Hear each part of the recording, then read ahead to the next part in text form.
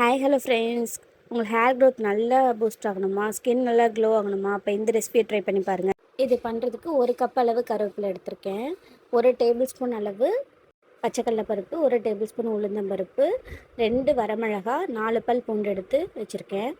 இப்போது அடுப்பில் கடாயை வச்சு கருவேப்பிலையை நல்லா ட்ரை ரோஸ்ட் பண்ணிக்கலாம்.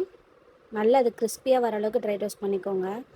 இதை எடுத்து வச்சுட்டு இதே பேனில் நம்ம எடுத்து வச்சுருந்த கடலைப்பருப்பு, உளுந்தப்பருப்பு, மிளகாய், பூண்டெல்லாம் போட்டு நல்லா ட்ரை ரோஸ்ட் பண்ணி எடுத்து வச்சுக்கலாம். இப்போது நம்ம வறுத்து வச்சிருந்த பொருள் எல்லாம் மிக்சர் ஜாரில் சேர்த்து நல்லா கொரப்பாக அரைச்சிக்கலாம். அரைச்சி எடுத்து வச்சுட்டு பேன் அடுப்பில் வச்சு 2 டேபிள் ஸ்பூன் அளவு ஆயில் சேர்த்துக்கோங்க. ஆயில் ஹீட் ஆனால் கடுகு, உளுந்தம்பருப்பு, கடலைப்பருப்பு எல்லாம் சேர்த்து தாளிச்சிக்கலாம்.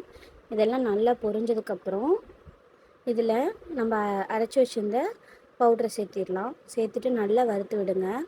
நல்லா இது கலர் சேஞ்ச் ஆகி வரும். ஒரு 2-3 மினிட்ஸ் அடுப்பை சிம் பண்ணிவிட்டு வருங்க.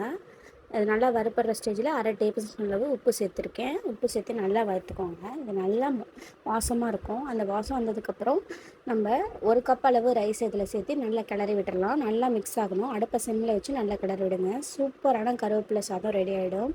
இதை டிஃபன் பாக்ஸ்க்கும் கொடுத்து அனுப்பலாம். குழந்தைங்களுக்கு நல்ல ஒரு ஹெல்த்தியான ரெசிபியாக இருக்கும். ட்ரை பண்ணி பாருங்கள். வீடியோ பிடிச்சிருந்தா லைக், ஷேர், சப்ஸ்கிரைப் பண்ணுங்கள்.